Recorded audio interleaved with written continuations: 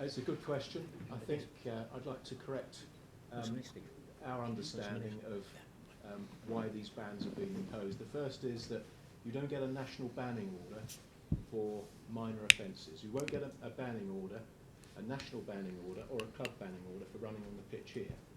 The banning orders that are in place were for serious misconduct in and around the stadium or in the city centre.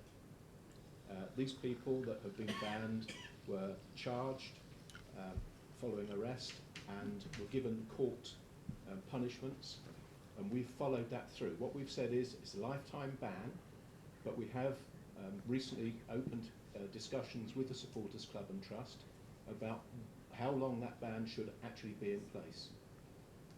It certainly won't be less than a national banning order because it can't be, but that doesn't mean to say that there isn't an opportunity to review.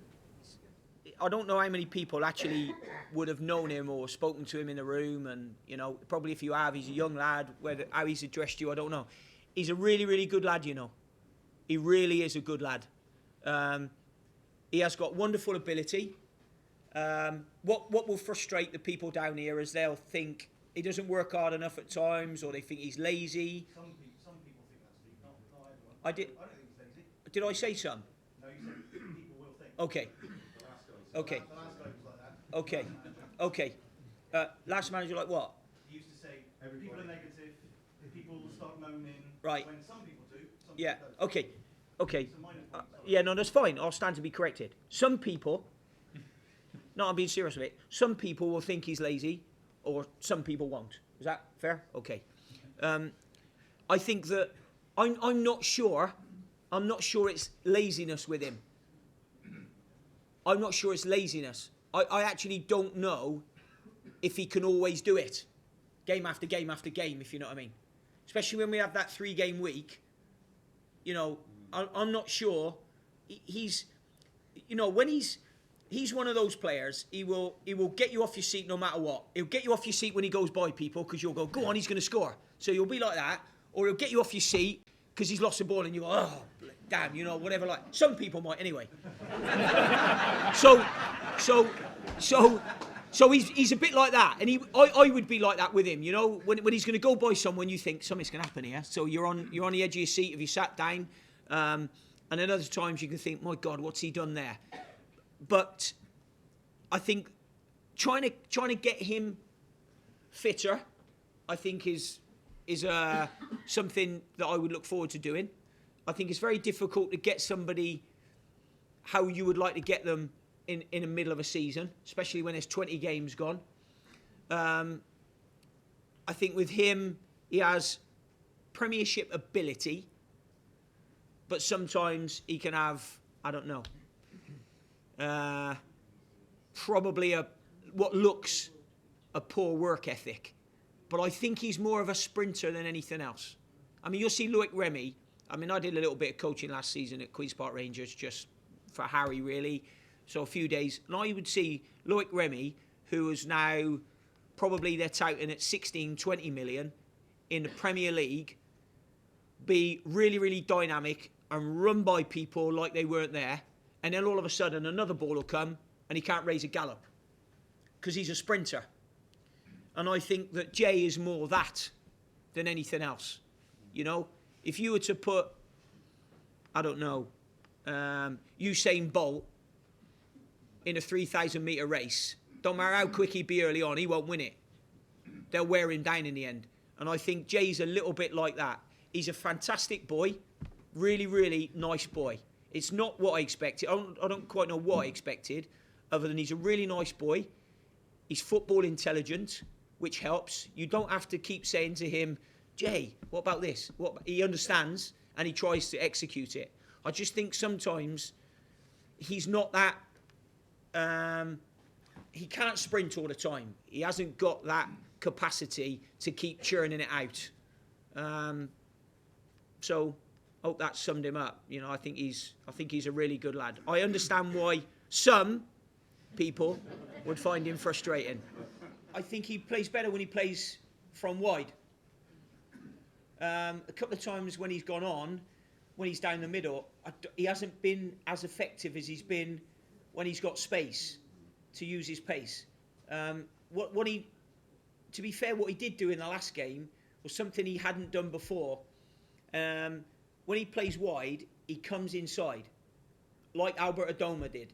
He comes inside. Albert Adoma very rarely, and I can't remember it too much in the games where we used to play against him, would run up to a fullback, dip his shoulder and go outside of him.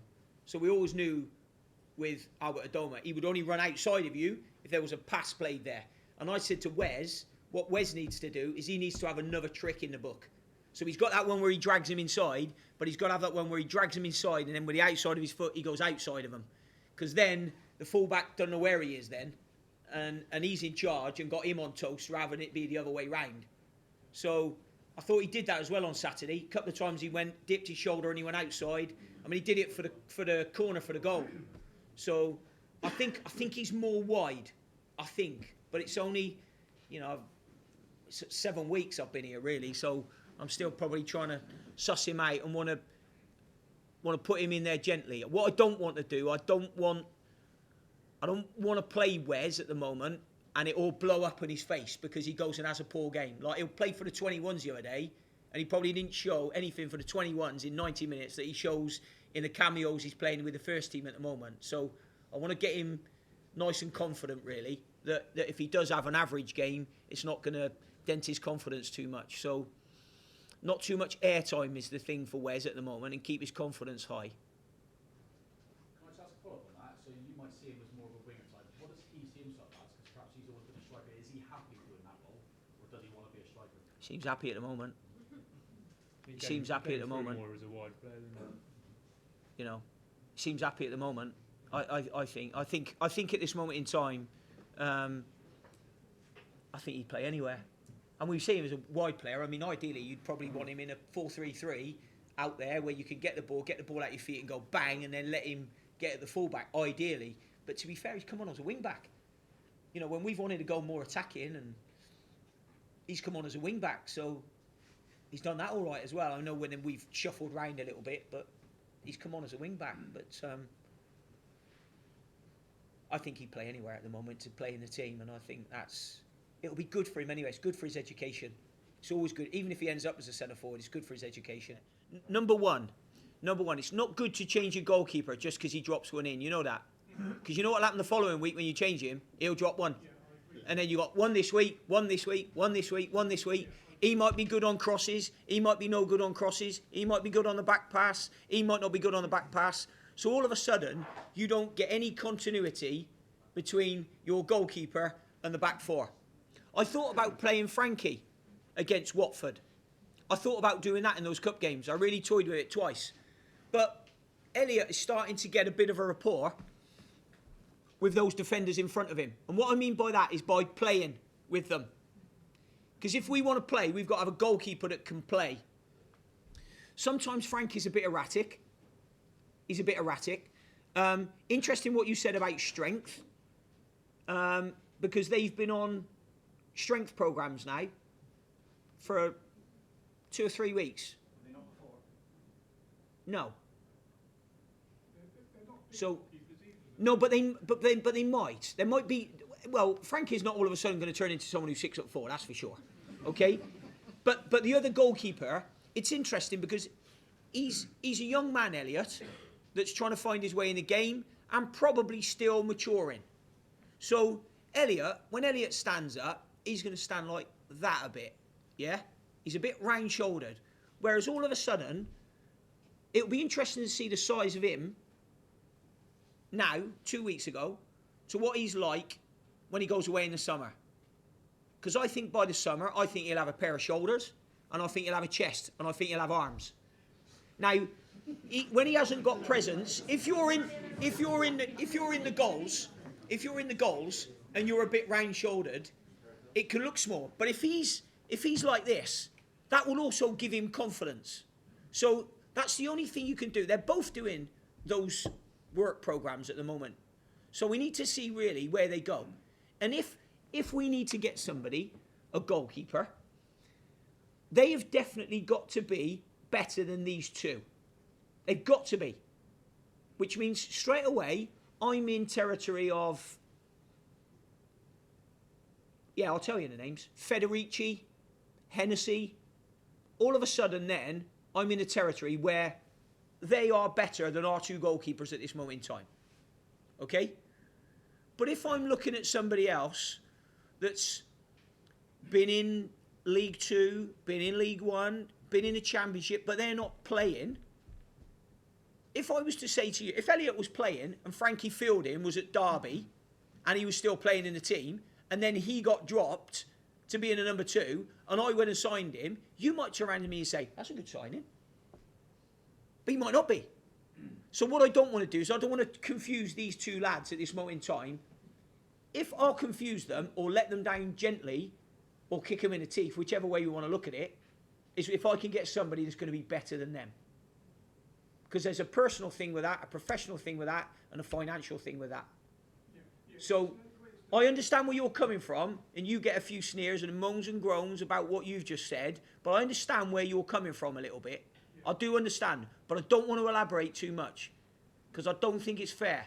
But it's no coincidence that Derby, Yeah. last year were down the bottom, and now they're riding high. No, I think it's got nothing to do with that.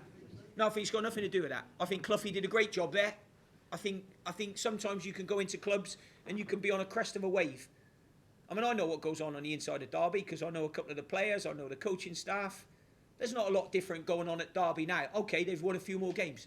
But that side has been put together through 4.5 years of Nigel Clough's hard work. So that can just happen. Do you know what I mean? I think, though, that the goalkeeper is such an underrated position. Oh, it's not in my eyes. Nobody Not. really talks about, I'm not saying it doesn't, you're Yeah. right, but nobody really talks about, I mean, tonight, everybody's talking about every other Yeah, sure. member of the team. Yeah. I mean, you did, in fairness, you did touch on it when you were talking about playing out from the back. Yeah. And the important role Yeah. the goalkeeper's got. Yeah. But, I mean, it just really is underrated. And I just think the two goalkeepers that we've got at this moment in time. Yeah. Fair point. Yeah, no, fair point. The only thing is, they will get better. They will get better. Their value will improve as long as we carry on playing like we're playing. They'll improve. They will improve. Elliot Parish has already improved with his feet playing out the back. That's only within weeks, really. Look, do you know what I mean? Imagine what he's like if he's all of a sudden been in the gym for 3 months. All of a sudden he looks the part, and he's more confident as well. We might just have a goalkeeper on our hands. You know that? We just might. I saw him warm up against Bristol in pre-season. Yeah. And I was watching him warm up against in the Bradford game last week. Yeah. And I just could see a marked improvement in him. Yeah. Just the way And that's in a short space of time, look. So that'll happen with young players. That will happen with young players. I mean, there's always that when they start off, you know. I'll bet you Wes Burns will always be popular because he's a young boy, he's local, same as Bobby Reid. They almost can't do too much wrong at the moment. But all of a sudden, when their test is when they've played 50 or 60 or 70 games out there. Do you know what I mean? That's when their test will be. And because they're local, they'll get a bit more of a chance. Everyone did when they played locally, if you know what I mean. Just with Elliot, he probably just needs time. I don't know how much. There might be an improvement in Frankie if he gets a game. There might be an improvement in him. But I think there will be improvement with Elliot. How much? I don't really know at the moment. We've got a really good goalkeeping coach who absolutely flogs them. Absolutely flogs them. And they will be better. 100% they will be better. Not because of me, because of him. So for the rest of the season, then you're going to I don't know yet. I don't know yet. Right. I just said to you, if I get somebody that's definitely better in the situation we're in, we might have to use that. We might.